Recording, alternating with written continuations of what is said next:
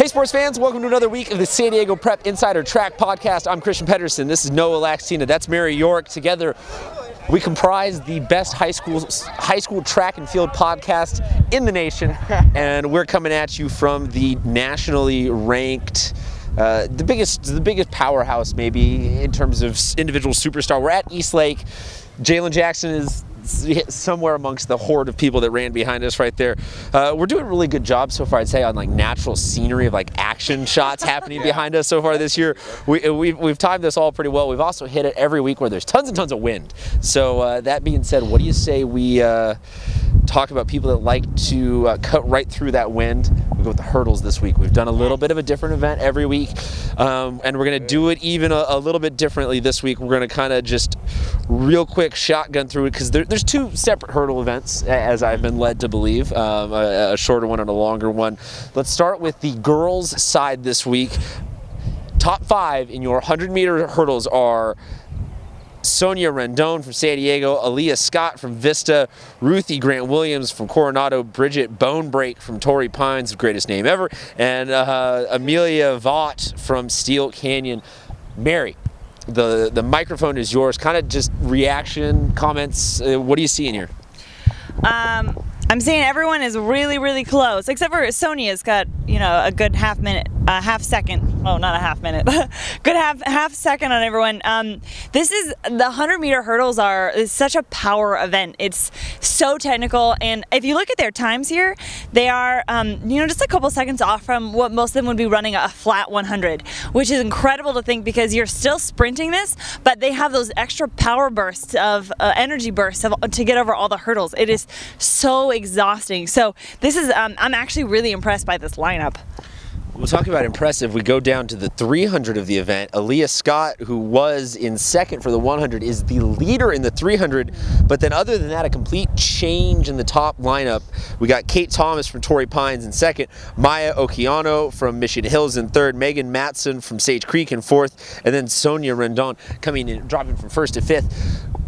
Overly impressive that Aaliyah Scott is able to maintain that one and then the two and then the one. What do you see here?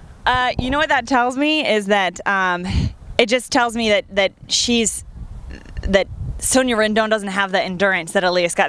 They're both really fast, but Aaliyah's got endurance. And the 300, honestly, I would say that the 300-meter hurdles and probably the 800, the flat 8, are like the two most exhausting events in high school track and field. So yeah, the reason why you have a completely different group of girls here is because it's a different skill set. The predominant thing here is the endurance to sprint 300 meters and get over hurdles on top of it. Now, is the hurdle event something where you really don't have the ability to close? It's just more about not losing momentum at any point? Or are there people who, kind of you'll see hold back, last 25, you can really close hard? Which does it fall kind of in the middle of that? What do you see? There's different types of people who race in different types of strategies, so that could be a strategy.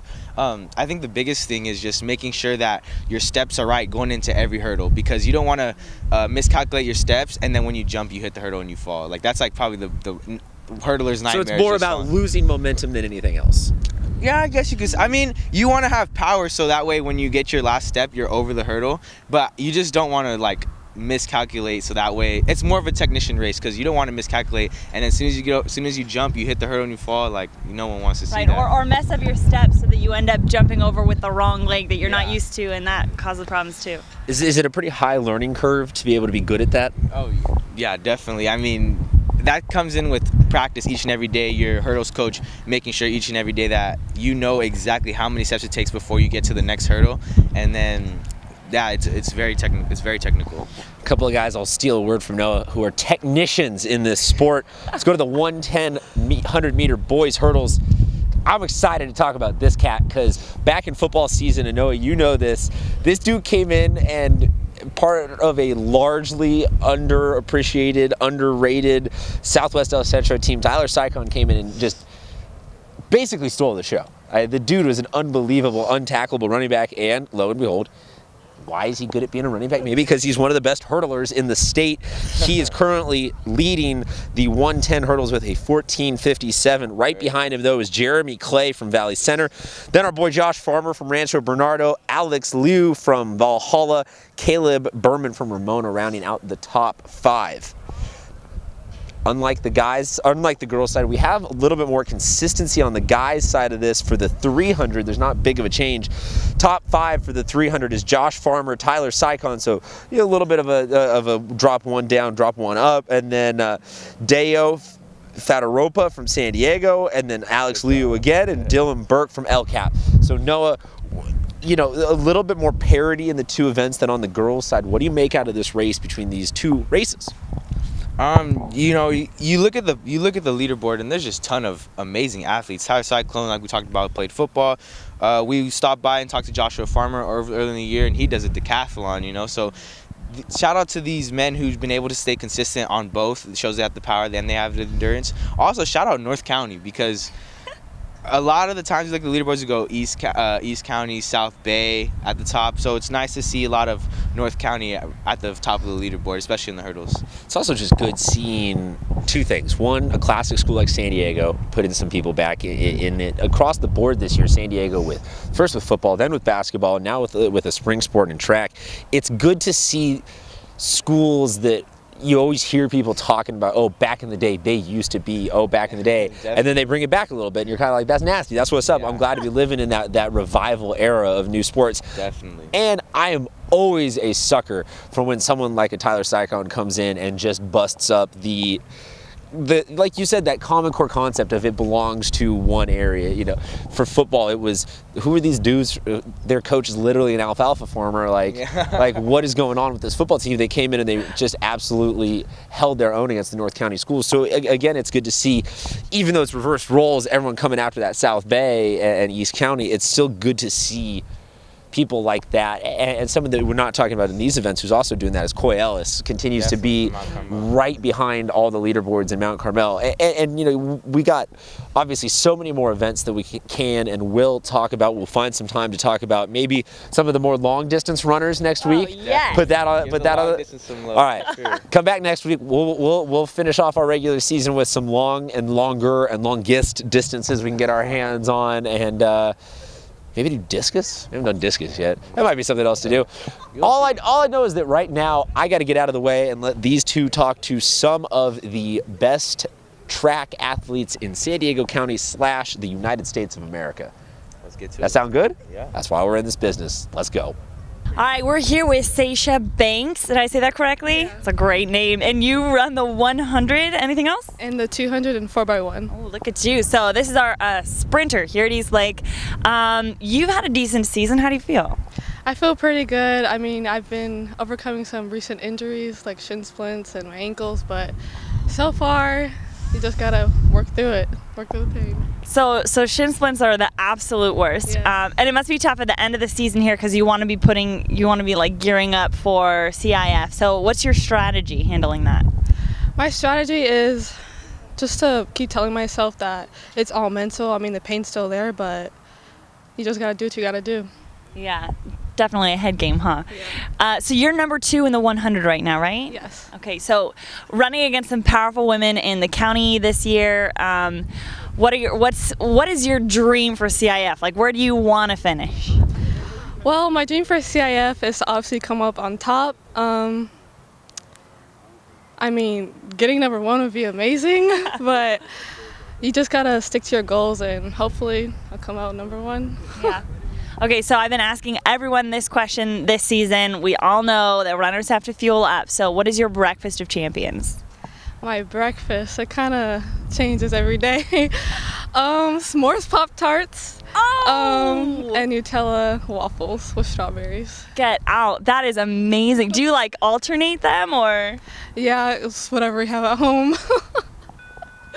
That's amazing. I'm going to say that's probably better than the Carl's Jr. Western Bacon Cheeseburger. You've taken the number 1 spot. Congratulations. Thank you. Thank you so much for being on with us. Good luck with your season. Thank you.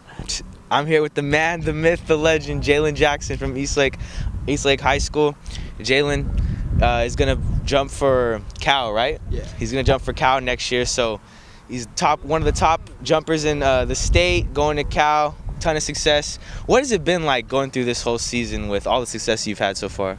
It's been good, just knowing that all the hard work's paying off, just coming in during the off season and not only just getting work in during track season, but as well as off the track and in the weight room and all that stuff. It's all coming together this season.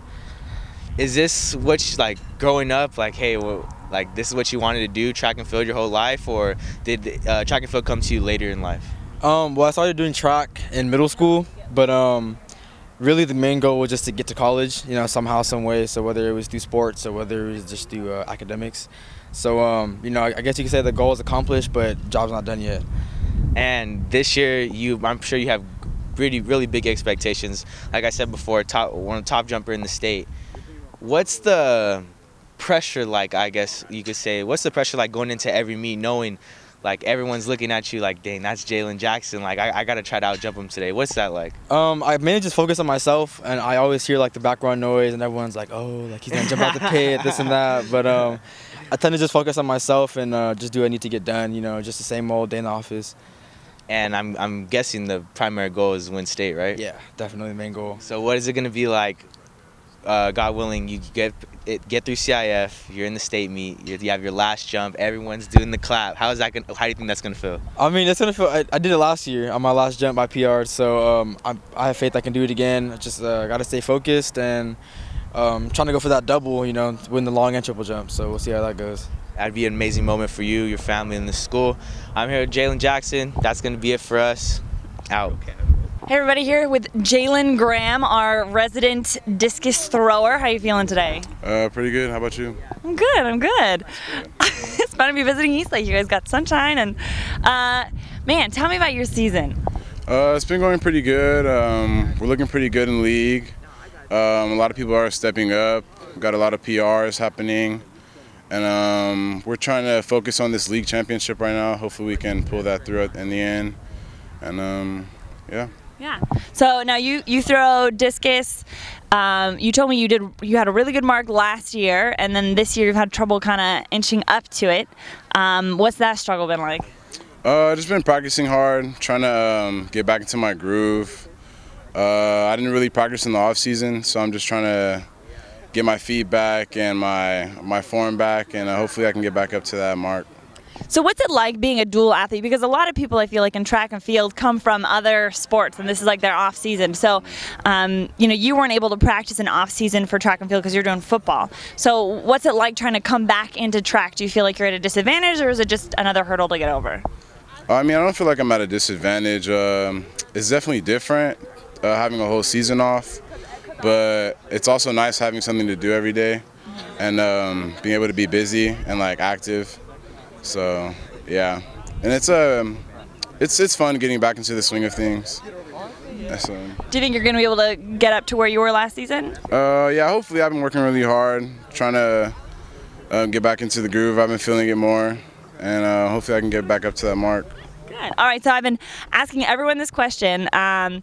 Breakfast of champions, throwers eat so much, and you got to have that power. What do you eat in the morning before a track meet? Every day before a track meet, my dad makes me breakfast. It's usually eggs, sausage, and some type of bread, and some milk. Always drink milk. Milk. Ooh, that's a hearty breakfast. So is this the what happens if your dad doesn't make you breakfast before a track meet? Do you badly?